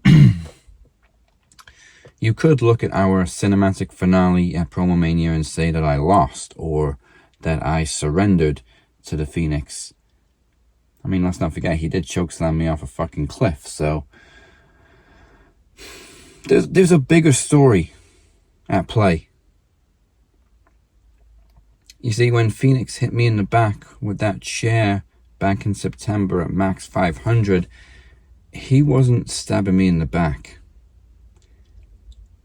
It took me this long to realize that what he was doing was killing the old version of Dragon Club, because it had to die. We let a fox into the hen house, and everything fell apart. Everything imploded. Nothing in 2025 is the same as it was in 2024. All because we let the snake in. So, yes, the old version of Dragon Club had to die. I had to go to war with Phoenix one last time. We had to get it all out of our system, because when you really, really whittle it down and look at all the pieces on the board, Beer and the Phoenix, as much as we had our battles in the past 6 months, they've actually been my most loyal, supportive brothers. And that's what I was saying in that promo at the end of Promo Mania last week. We are a brotherhood. This new version of Dragon Club is so much stronger than the one that came before. The one that came before was full of distrust, disloyalty. This one is built on history. This one is built on family. This one is built on everything that we've been through together. So, Corey Cypher, wow. The after night one, boy, did you go at us. You seemed a little triggered that Dragon Club is back. What was it you said? We were a copy and paste of the Brothers of Max Destruction because we cut a promo together? Corey Cypher, are you forgetting that Dragon Club has been around a hell of a lot longer than the Sisters of Minimum Damage? Dragon Club has been around longer than Chris Reed has even been involved in Max Wrestling. So, as I'm going to say to everybody from now on, if you want to come with the fight, you better bring the facts. Corey Cypher, Dragon Club surpasses Max Wrestling. Beer and Phoenix and I go way back. Phoenix is my literal cousin. There is 6 months between us. We grew up like brothers. And then there's Beer. I have known that guy for 24 years. And in 24 years, he has never betrayed me. Never stabbed me in the back. He is one person on this planet that I have always known I can trust. So, what I'm trying to say is Dragon Club 2.0 is not to be fucked with, especially from 3 boys from North Carolina. But if it's a war you want, hell, we've done faction wars before, we can do it again. But what I'm here to say is, last week, Ted P. De Niro made both of you his bitch. You and Phoenix, and it doesn't fill me with good feelings to say that about my cousin and my brother in arms, but he did. He lost to Teddy P. Teddy P beat you both last week. So, I think we can settle this at Trivia Takeover. In June, let's do a triple threat match. Ted P. De Niro defending the Knowledge Championship against Corey Cypher, Flex Murdoch, whatever the hell you want to call yourself, and The Phoenix. Let's do it. Because we need gold in Dragon Club. We've already got the world champion. We need the Knowledge champion now. And now, like I said to Blady Boy, if he still has that TV title come Promo Slam, I'm coming back for my baby. But until then, I'm just happy to push my boys the way they pushed me. Bring me back from the brink, so I'm going to bring them back from the brink. Dragon Club will own 2025, and 2024 can go fuck itself right up the ass. And as for the Sisters of Minimum Damage, well, first you're going to have to revive Chris Reed, because even I don't know what the Demoness did to him. And as for Travesty, you can lift all the weights you want, pal. You ain't measuring up to the captain. So, next week, Mayday. I will be watching Blade Rodriguez versus Mike Larkin very closely. And then come Trivia Takeover. Well, let's just say that's the beginning of Dragon Club taking over. Omar Wahid. Bitch.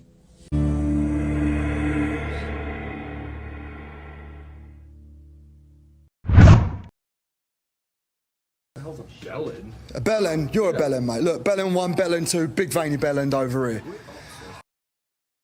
I know a couple of people who I'm going to add, but you guys go first. All right, so the bell end, let's go. Who we starting with? I want to go right to the fucking IWC about people being all pissed off, but I feel like that's too simple. No, it's not too simple. Let's go with the IWC. I'm going to give the IWC 25 points for the simple fact of, because you didn't get it your way, you're upset about it. Look, dude, there's shit about Mania that happens that we don't fucking like. Do you really think people wanted Yokozuna to win? To beat Bret Hart? And then to have fucking Hulk Hogan with the massive black eye come out and do that shit? Like, no. But this is what happens. This fucking business. So IWC will get 25. You really think we wanted an hour of Triple H and Roman at 32? No. Yeah. So again, we have to take what we get, and yes, we can complain about it, absolutely. But like, to go to the lengths of just screaming and yelling that this is, people are getting buried and this and that, it's like, this is the biz. This is the biz, right? Who else gets some damn points? I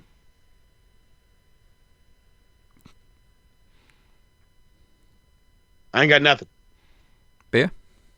I ain't got nothing. I think that's the only people I got right now. It's the only people I'm really upset about this week is IWC. Pretty much the same. The Las Vegas crowd for NXT was fucking atrocious. Vegas is a great crowd. NXT. Not for NXT. It was crickets. For NXT, it was crickets on Tuesday. Literally, no one got no pop except Joe Hendry. That's unfortunate. And Obafemi. That was it. So, sorry, Las Vegas crowd. You're going to get 10 points from me. Oh, Vegas.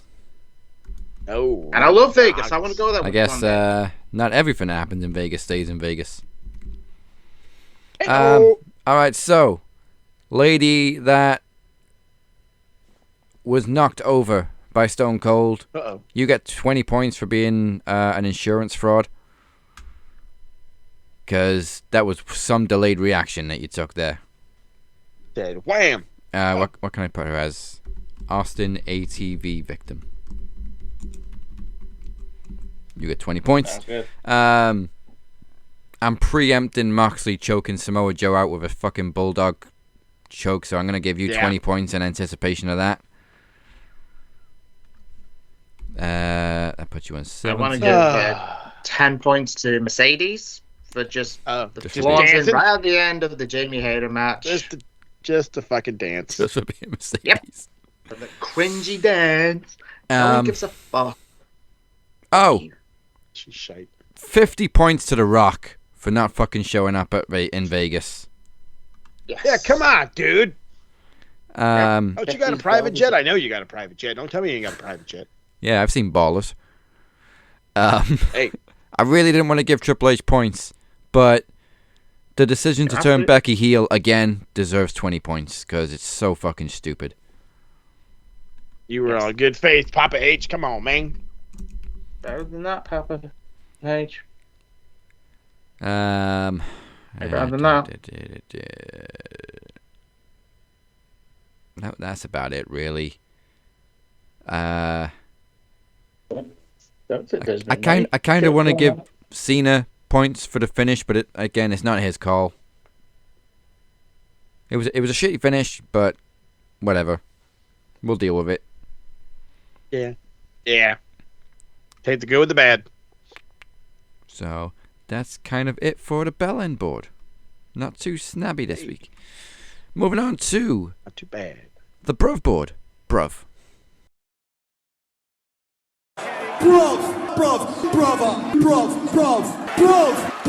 Brother. So immediately, just to say fuck the IWC, I'm going to give 20 points to Jey Uso.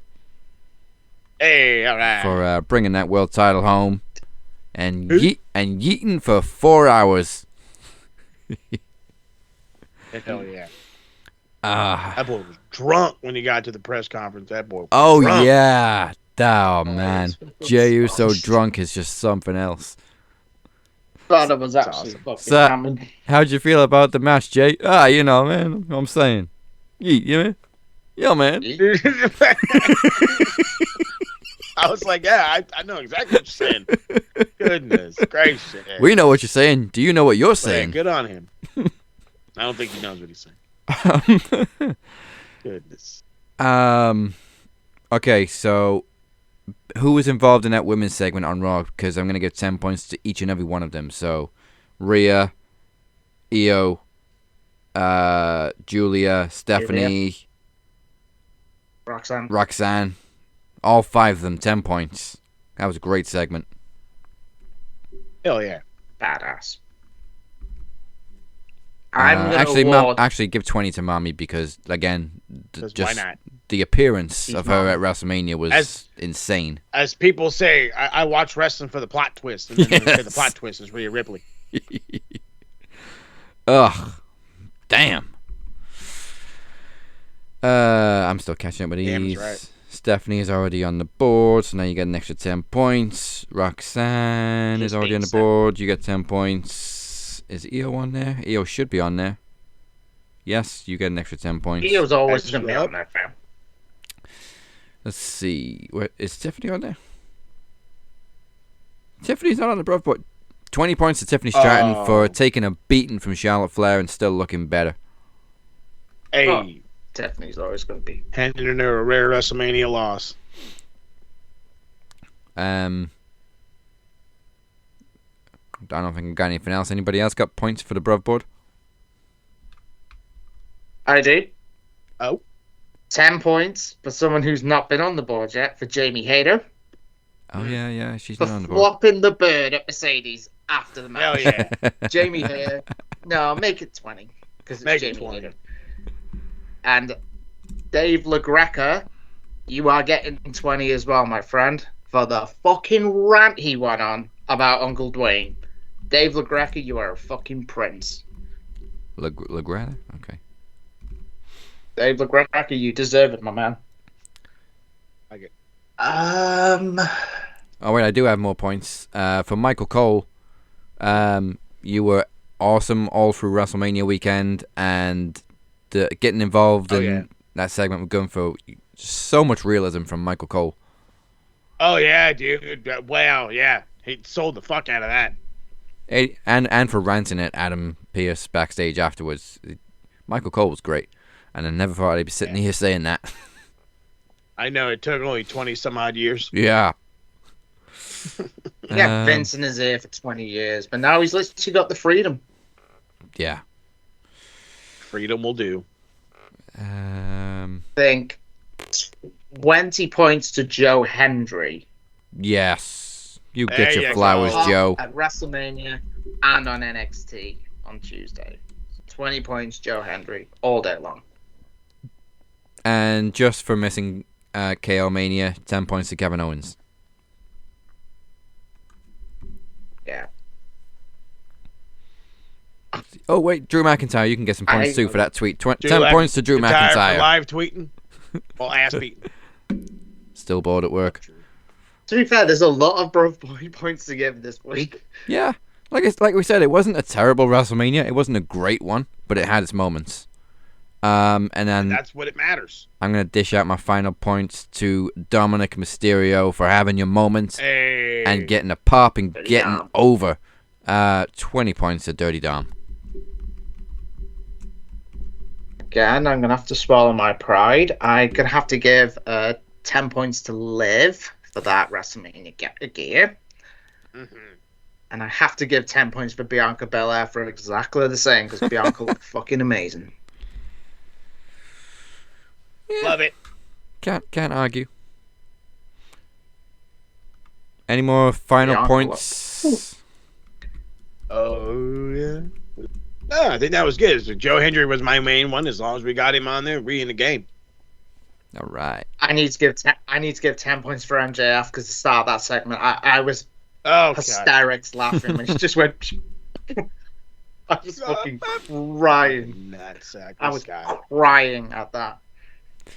All right, then. Well, that concludes the Bruv Board. Thank you for joining us for the post-Mania episode of Max. We appreciate you all. And before we close this up, let's find out what is in store for the TSK with Click Talk.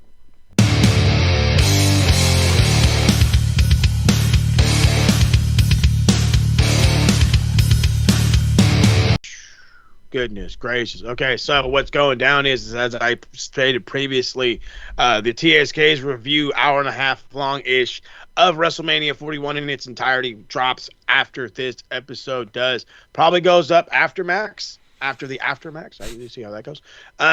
So don't be all anticipation-y. Worst case scenario goes out to you on the Friday and you would enjoy them. But it's on the way. It's edited. Just needs to be uploaded. So other than that, there's a lot more coming. I've been saying I'll do this, and it's time to do it.